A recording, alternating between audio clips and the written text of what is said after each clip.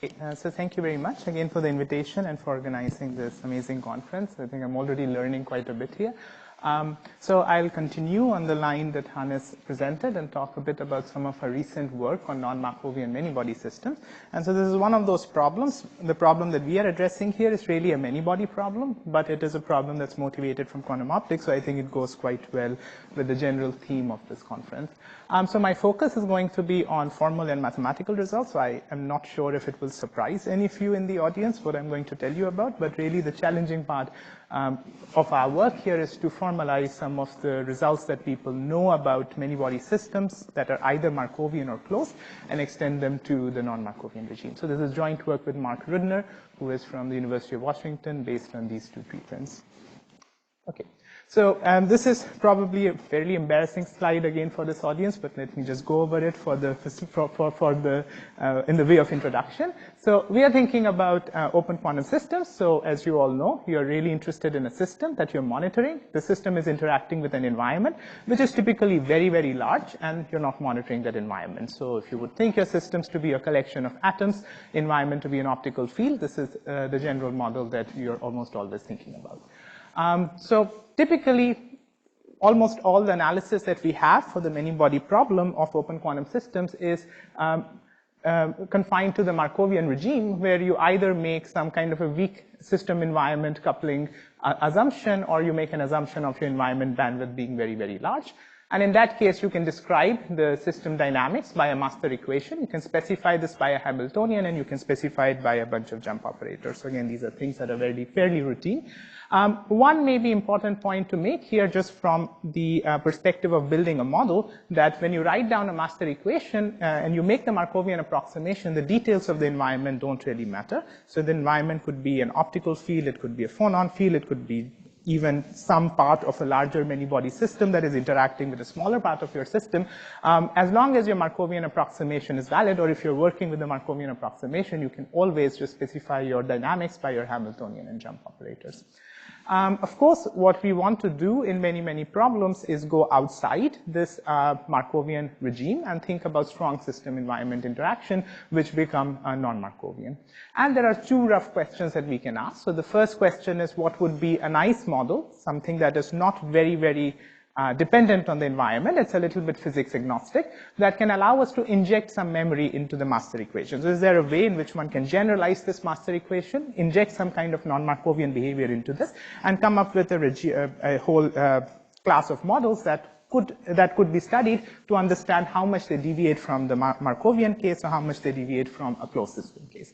And then the second question is, how does the environment affect the system dynamics? And in particular, some of the conclusions that we know about many-body systems that are either Markovian or closed, things such as the existence of a Lieb-Robinson bound, which is what I'm going to talk about in the second part of my talk, or bounds on information, transmission of information from one part of the system to another. How are these conclusions affected by the presence of memory in my open quantum system? So those are the two questions that I hope to address in my talk. Okay, so let's begin by thinking about how one can generalize non-Markovian system environment models. So this is essentially rehashing what Hannes already told you about, but maybe thinking about it from a more quantum information perspective. So one thing that we know very well, all of us who have worked on non-Markovian open quantum system from experience, is that it is very, very hard to write down closed form equations for the system itself. So when you're thinking about building a generalization of a Markovian system to the non-Markovian regime, you need to start with a system environment model for your Markovian system. This is something exactly what Hannes already described. In the Markovian case, we have a very, very beautiful theory. It's actually completely mathematically rigorous as well, of describing a exact dilation. So an environment which, when traced out, an environment and an interaction of the environment with the system, which when traced out gives you exactly the master equation on the system. And from a physicist perspective, this is just having a 1D scalar field and having your system interact with exactly one point on this 1D scalar field. So you can have this picture of the system actually propagating forward in time. So the system is moving, this 1D scalar field is static, the system is moving in time, and it is interacting with one point at every time on the scalar field. And you can then see clearly that in this particular system, your system will never really interact with the same point in the environment twice, so you don't have any memory effects, and your system will therefore be described by just a master equation. So you can formally write down your Hamiltonian h of t as the Hamiltonian of the system and an interaction Hamiltonian between the system and this 1D scalar field at a particular point. And then, so this clearly indicates what is a very, very reasonable non-Markovian generalization is essentially to smear out these point couplings. So instead of just specifying the system Hamiltonian and the jump operator, that is all I need to completely specify the dynamics of the system. What I can do is introduce this function v of t. I'll just call it a coupling function. The square, the convolution of this with itself is what you would think of as a Fourier transform of a spectral density function in usual non-Markovian open system theory. And what you can do is instead of getting your system to interact with just one point on the waveguide, you can interact it with a convolution of V with your annihilation operator in the waveguide. And we can think about a reasonably broad class of these coupling functions, and I'm going to focus on this class for much of my talk. So as Hannes introduced in his very nice talk, you would like to have some notion of time delays. Maybe if your system is, your photons in this 1D scalar field are hitting some reflection coming back, and so you might have time delays in your V of t, which can be modeled by a sum of delta functions, or you might have a continuous function that would maybe respond to a more continuous time memory that your environment is capturing of the system. Okay, so now so there is one subtlety with this, with these kind of models is that at least from a mathematical standpoint, it is a priori not clear if these models actually generate a unitary group. So while we can write down these Hamiltonians, it actually takes quite a bit of work to go from this Hamiltonian to a system environment unitary. And the reason for that is the sort of divergences that arise in the definition of this Hamiltonian. So for the Markovian case, this was actually what was resolved in this entire work by Parthasarathi and Hudson quantum stochastic calculus. It was precisely to handle the problem that if I have a point coupling model, can I even describe a unitary group or prescribe a unitary group to this point coupling model, or does the solution of the Schrödinger equation exist? So this is, as I say, it's largely because for most of the models that we are thinking about, this annihilation operator A of t corresponds to a non-normalizable mode. The solution to this is relatively obvious. That's exactly what you would guess. Is what you can maybe think about is you can take the divergences in this annihilation operator in this coupling function, and you can smooth out these divergences by introducing some kind of a modifier. So you can take, for instance, it could be a Gaussian or some kind of a compact smooth function. The details of it doesn't really matter. You can take your coupling function, which could have these delta function divergences. It might just be non-normalizable without the delta function as well. This arises, for example, if you take quadratic dispersions in waveguides, then the memory kernel of that quadratic dispersion has a 1 over square root of t divergence. So you could have divergences without even having delta functions, but for both of these divergences, you can smoothen them out by introducing sort of an averaging function, which then maps your divergent coupling function to a completely normalizable coupling function. And then you can investigate what happens as I make this epsilon going to 0. It's relatively simple to actually show in this model that this allows you to very properly define all the limits of system observable. So if you take any system observable, don't worry about the environment for the time being, and you investigate the property of that, investigate whether that system observable converges as you take epsilon going to 0. The answer turns out to be yes. So you can then prescribe that as a definition of your system observable directly for this coupling function without having this regularization step in the middle. But what one can establish here, this is what we showed in this paper, is that you can actually define something much, much stronger, which is perhaps relatively surprising. So what you can do here is actually take the limit of the entire unitary group itself. So you can take the unitary groups generated by these coupling functions, which are all normalizable, and investigate if those unitary groups in some reasonable sense have a limit epsilon going to 0, and not just for system observables, but for system and environment observables. So one of the main conclusions of our work here was that you can actually completely take the limit of this unitary group as you take epsilon going to 0, and that allows you to define the unitary group associated with h of t. And in some cases, specifically when the system is finite dimensional, you can go one step further. So by system, I mean the system that is interacting with the environment is finite dimensional.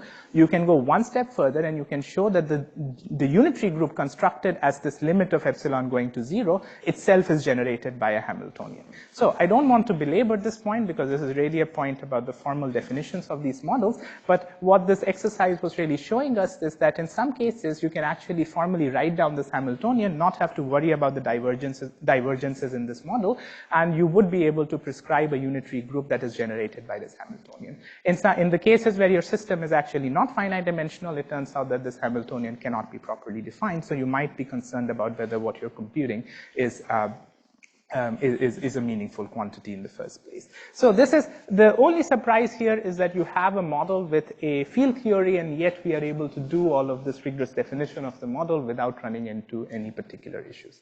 Okay, so let me now go on to something that is slightly more interesting, is start thinking about what happens in many-body systems that are geometrically local. So I have now now I'm thinking about a collection of spins that are interacting with each other in geometrically local ways, but they have an environment in the memory through which they are interacting.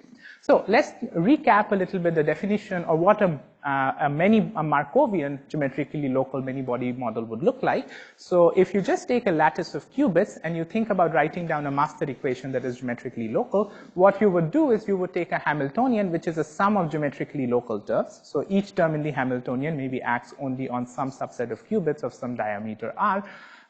And you would take jump operators that are also geometrically local, right? So in this case, the Lindbladian itself can be expressible as a sum of a bunch of geometrically local terms. So based on what I told you, the way to generalize this to the non-Markovian regime and to introduce memory is really straightforward. You can take each of these jump operators and associate with them a memory kernel V alpha that is interacting with your environment, right?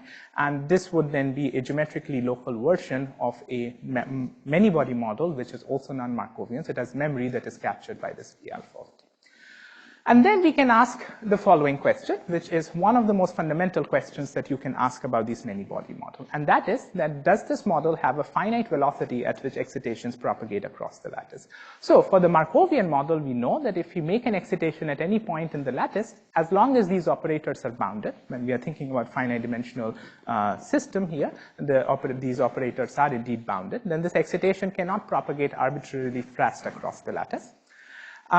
And this is formalized by what are called Lieb-Robinson bounds in many-body literature. And what we can ask is that, does this also hold when I inject memory into my system? Is it true that any excitation that I make at one point in this lattice will take some finite amount of time to go to another point in the lattice? And what are the conclusions that we can draw? Can we also, from these kind of finite velocity on excitations, make statements about how fast I can use non-Markovian models to transmit information across the lattice? So that's the problem that we started thinking about. So I wanted to mention that this actually is a problem that has been solved in a specific case. So for the spin boson model coupling to a lattice boson, this is really the only result that we have found that is related to Lieb-Robinson bounds in non-Markovian open quantum systems by Garcia-Lepore. Okay, so let me begin by recapping Lieb-Robinson bounds very, very quickly, because this is not really the bread and butter of quantum optics theorists. This is really a very, very fundamentally important result in condensed matter physics. These were for the first time derived by Lieb and Robinson back in 1970s, and over the past 30, 40 years, they have been extended to a very, very broad class of models in condensed matter physics. So the most canonical, the simplest setting in which you can think about Lieb-Robinson bounds is that for lattice Hamiltonian. So here we have a Hamiltonian, which is a sum of geometrically local terms, as I mentioned. So each of these H alpha are operators that are acting on some small part of your lattice ring. And what you're interested in doing, as I said, is interrogating whether this has some kind of a velocity associated with it. And the way the notion of this velocity was formulated by Lieb and Robinson, and that has been very, very fruitful. It's actually a very, very strong result that allows you to bound almost everything else that you might want to related to lattice system, is by starting with a local observable that is confined in some region X on the lattice. So we start with an observable that is, for example, supported on only these three sites. And we look at the Heisenberg picture evolution of this local observable. So I evolve it in time with respect to this full Hamiltonian. So what you would expect here is that if I did have a velocity in my system, this observable, which is at t equal to 0, only confined on these three lattices, at some time is going to have a support that grows slightly with time and maybe goes to the next neighbor, next, and so on. And so as my time increases, the support of this observable is larger and larger. And you can now interrogate this by taking another observable O of y in a region y that is spatially separated from this region x, and looking at the commutator of this observable with my original Ox of t. If my system had a finite velocity, and if you if you separated your region x and y by a distance much larger than the velocity times time, you would expect this quantity to be 0 because your observable would simply, O of x would simply be identity in the region y. So what Lieb and Robinson then did was took this perspective in a mathematically rigorous way and established the following upper bound on this commutator. So they showed that for models, for these bounded lattice Hamiltonians, this commutator is upper bounded irrespective of what you do on this Hamiltonian term. You can change it as a function of time. You could have a larger interaction range than 2 qubits, doesn't really matter, that this is upper bounded by a quantity that is exponential in Vt minus the distance between the two operators. So what that really means, if you try to think about it pictorially, is that this commutator maybe has some O of 1 variation as long as your distance is less than Vt, but as your distance becomes larger than Vt, then this decays exponentially. And this is what maybe you can consider this boundary as your light cone that is now propagating with time in your, propagating with time on your lattice. And this constant VLR, of course, is very important. It is the Lieb-Robinson velocity, sort of the lattice velocity that my system has. And this, in this model, is determined entirely by the strength of the nearest neighbor interaction. So one particular upper bound on this Lieb-Robinson velocity is simply the norm, is largest norm of your interaction term. So that gives you an upper bound on how fast this commutator can grow with time. Okay, so let's start to think about what happens when we go to the non-Markovian model that I just presented. And as you can see that the conclusion of Lieb and Robinson does not directly apply to the non-Markovian model. Why? It is simply because the system-environment interaction is highly divergent. So you could say that, well, my non-Markovian model is also a lattice Hamiltonian. I simply have a Hamiltonian, a local term that is interacting with an environment, but the norm of this interaction is infinity. And in fact, there are two kinds of divergences that appear in this interaction. So the first divergence is a little bit of a simpler divergence. It is simply a particle number divergence, just comes from the fact that this is an annihilation operator. So if you started off with an environment that had a very, very large number of particles in it, this term would become very, very large. So you do not expect to have a Lieb-Robinson bound that is completely agnostic to the number of particles in the environment, because you can clearly create states of the environment where this norm becomes larger and larger. But there is, in fact, another slightly problematic divergence in our models. If we just had particle number divergence, then a strategy would be to, well, truncate particle numbers. Just say, well, think about environments that don't have too many particle numbers, which is what you would expect in a physical experiment. You start off with some thermal state or vacuum state, which has 0 particles, some O of 1 particles, and in some amount of time, you do not expect the particle numbers to grow drastically, right? And you would have then you would have effectively reduced it to the problem that Lieb and Robinson solved 50 years ago. But there is another divergence in most of the models that people are interested in quantum optics, and then there is a modal divergence. So that means that this A alpha of t, as I mentioned, cannot even be normalized at the level of a single particle. So if you have, for example, a delta function like what Hannes was talking about, or some kind of a kernel which goes as 1 over root t, then even if you had put one particle in your model, your norm would still go to infinity. And so both of these divergences make the problem of reformulating a Lieb-Robinson bound a little bit non-trivial. So what we can do here then is, of course, as you cannot avoid these divergences are in your model, but you have to start thinking about what kind of states of the system and environment I can use, which effectively gets rid of this divergence, right? So the idea is that instead of looking at the norm of this commutator, try to look at the expectation value of this commutator on some good state spaces where these divergences are removed, right? So that's the problem that you effectively end up with. And so that, I believe, is the main technical contribution that we made in this paper that we put out actually last week, and that is identifying these good state spaces. So they are spaces of states that will depend on the initial environment state. Naturally, if you don't have any notion of an environment state, then you're going to get infinite Lieb-Robinson velocities. So we start with some initial environment state, which we will assume to be Gaussian, because that's sort of a very, very common model in all open quantum literature. And then the other thing that this space of state depends on is this amplitude function, this function xi of t, which is a non-negative function of time. And the moral behind this amplitude function is that this is going to upper bound how much an annihilation or creation operator that I apply from the bath can increase the magnitude of the state, right? But the formulation is a little bit, I'll go over it. This is probably the most technical part. It's not that difficult, so maybe I'll just still go over it one by one. So the first thing is that all of the states in my state space S are connected in a smooth way to the initial state. So what we do is we do the following experiment to generate members of the state. We take the initial system state, we take the initial environment state. The environment state is fixed, but the system state can be anything. So the system state could be highly entangled. The Lieb-Robinson bounds do not care about entanglement in the state. The system states could be highly entangled, but our environment state are fixed to be some Gaussian state of your baths. And then what we do is we apply the unitary corresponding to the non-Markovian model one after the other and interrupt them only with operators on the system. So we evolve the initial state by the system environment model, and then I do anything I want on the system, right? And then I again evolve the unitary according to the system environment model, do anything I want on the system, and so on. And each of these unitaries, we allow them to be not just the unitary corresponding to the full Hamiltonian, but by pieces of the Hamiltonian. So you could restrict your Hamiltonian to only certain parts of the lattice and allow the unitary to be generated by that Hamiltonian. So this entire space of states, all states that can be generated in this form what I should say is every state in this set is a state that is generated in this form. So there is a smooth way in which they are connected to my initial environment state, but what is important to note here is that even if your initial environment state is Gaussian, the environment after all of this evolution is highly non-Gaussian. So one is not assuming that your environment remains Gaussian all the time. There is the customary non-Gaussianity in the environment that is created by system-environment interaction that remains in the state. However, what is nice about these states is that they are actually analytic functions of the annihilation operator. So all of these unitaries are exponentials in the annihilation operator. So all of these states are analytic functions of the annihilation operator, and that allows you to use the Wick's theorem in order to understand how the annihilation operator interacts with the state. So that is where now this amplitude function comes in, which upper bounds this annihilation operator.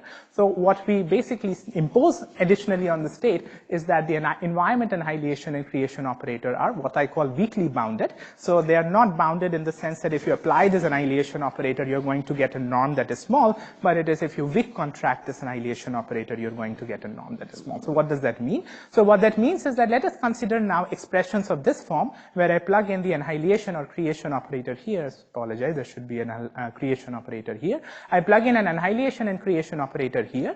I take the state phi that belongs to my space, and I take its inner product. I do not take the norm of this quantity, but I take the inner product with an operator that is an analytic in the annihilation and creation operator. So I consider matrix elements of the annihilation operator of this form, where I apply it to a state phi, and I then take its inner product with another state theta.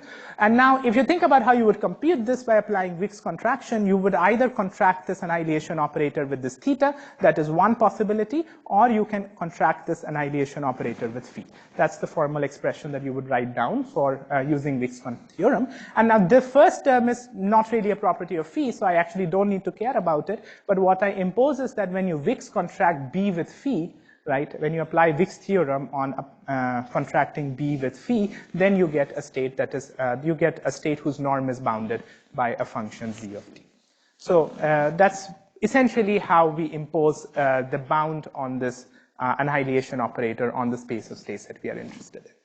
It would turn out that if you do not put this Wick contraction, if you just put B on phi, you will not be able to handle, for example, Gibbs state. Then Gibbs states of your initial environment actually will not satisfy a Lieb-Robinson bound. So you need to expand the class of states by allowing not just the application of B on phi to be bounded, but the Wick's contraction of B on phi to be bounded. So that, I believe, was one of the key insights that actually enabled the Lieb-Robinson bound. So then what we do is we put these things together and repeat a calculation of Lieb-Robinson bounds. And what one is able to show is that if you look at the commutator of OX of t with OY, as you would in a lattice Hamiltonian, but instead of taking the norm, you take the expected value of this commutator on the state phi, then you get an upper bound that behaves exactly the way my Lieb-Robinson bound for lattice Hamiltonian behaves. And you can then start asking, what does this V depend on? And not very surprisingly, this V has actually two contributions. One is simply how large this amplitude function is. That makes sense. The amplitude function is morally playing the role of how large the annihilation operators are effectively in the Hamiltonian, and that the larger the annihilation operator, the stronger is the norm of the interaction term. So the fact that your largest value of this amplitude function enters into this Lieb-Robinson velocity is not very surprising, right? And then the second component comes from the memory. memory. So the second term in this Lieb-Robinson bound is a measure of the total memory, and this is simply the integral of the 2-point correlation function of your initial environment state over all possible time. So the larger the memory in your system, the faster is the velocity in your lattice model, and the larger the amplitude that you initialize, amplitude of the states that you look at, the larger is the velocity of your Lieb-Robinson model. Okay, larger is your Lieb-Robinson velocity, sorry. So now, once you have this Lieb-Robinson bound, you can actually get some of very direct consequences of this Lieb-Robinson bounds that we up till now only knew for systems without memory. And that one can ask now questions about the channel that is generated by this non-Markovian model. So you start off with some initial environment state. You apply the unitary on any system state, right, and you trace out the environment. Sorry, this should be traced over the environment, and that gives you a channel on your initial environment state. You can show that this channel is quasi-local. Sorry. You can show that this is last slide. You can show that the channel is quasi-local. That means if you have an operator, you apply this channel in the Heisenberg picture, the support of the operator only grows locally. There are exponential tails outside the local support, but it is going to be exponentially well approximated by a local operator. And you can also prove that there is an upper bound on the rate at which information can transmit from one part of the lattice to another. And this is formalized by something called the Holevo capacity of 2 subregions on your lattice. That's maybe a little bit of a technical detail, but really what this commutator bound allows you to do is provide an upper bound on how fast you can both signal information as well as generate correlations across the between 2 spatially separated regions on the lattice, and this is upper bounded by this.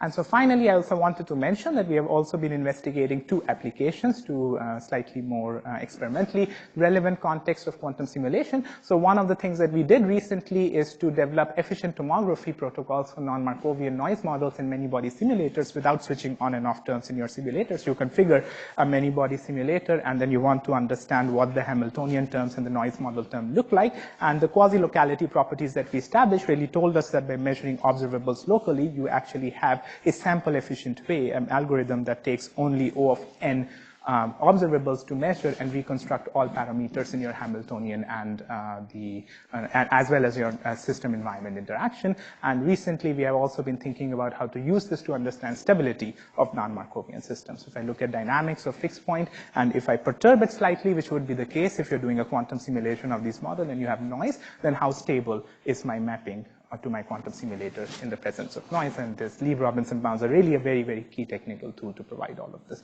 Okay, sorry about being a bit late, but this is kind of the summary, and yeah, happy to answer any questions.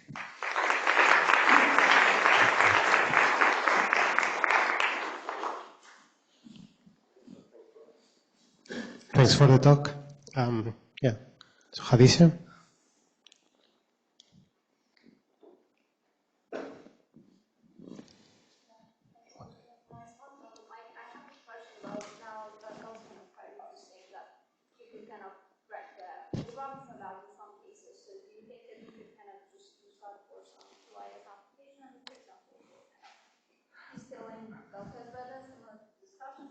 Yeah. Do you think that you could even like be the agnostic to that and kind of use it, for example, for some entanglement? Yeah, I mean, definitely, I think the cases, of course, I think the cases that break the Lieb-Robinson bounds are somewhat artificial. So for example, one simple case that would break a Lieb-Robinson bound is if you take a network of spins and you have also a lattice of oscillators, and then you have a 2-qubit interaction between the spins and the oscillators. So basically, if the oscillator has a very, very large number of photons, then it is going to allow a very fast transmission of particles in the spins, right? But the moment you maybe put a decay rate, then it falls into the cases which we have discussed here, and then you're able to show a Lieb-Robinson bounds. So I believe you can make statements of the form that in the absence of decay or losses, there are indeed systems that would show supersonic transport, even when restricted to the system environment model. That's not actually also very surprising, because people have discovered models where you have infinite dimensional models where you have supersonic transport. And this is maybe a more restricted class of infinite dimensional models where you have supersonic transport, but I think whenever you put some loss, in my experience, that kind of goes away. So I think that's kind of the subtlety, yeah. Giovanna. Yeah. So first of all, can you give a bound of the memory effect?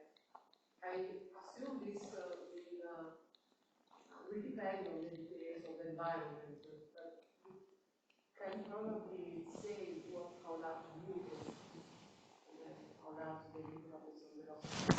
Yeah, I mean, I guess the mu is, for me at least, mu is really just a specification of the problem. So if you give me, for instance, mu is simply just the integral of this v with a magnitude.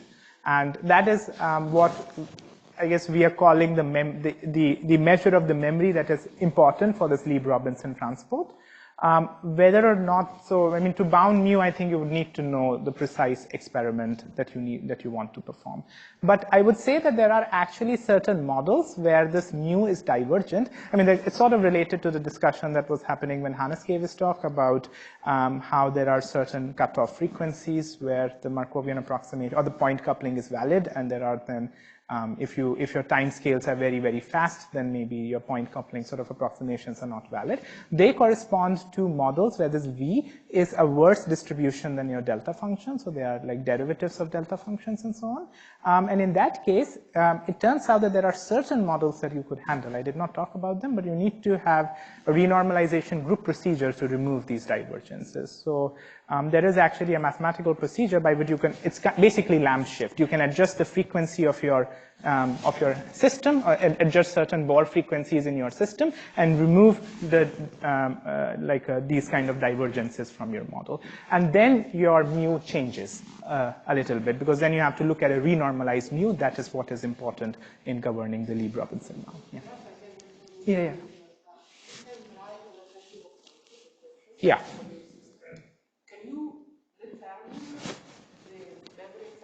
Yeah, sure, right. Okay, I understand now the question. Yes, indeed. If you write a Nakajima-Zwanzig or a time convolutionless master equation, you can use our Lieb-Robinson bounds to argue that the generators are local. So then maybe that is then that gives you sort of some bound on the local memory that can be generated in just the closed system dynamics. Is that the question? Yeah, that is indeed possible. Yeah, that's actually a good idea. I didn't think about that. Yeah. So any other question?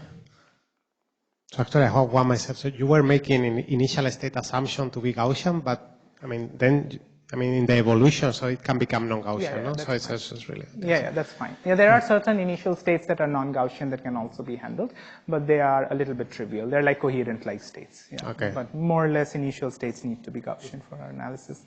Good. So if there are no more questions, let's thank Rahul again.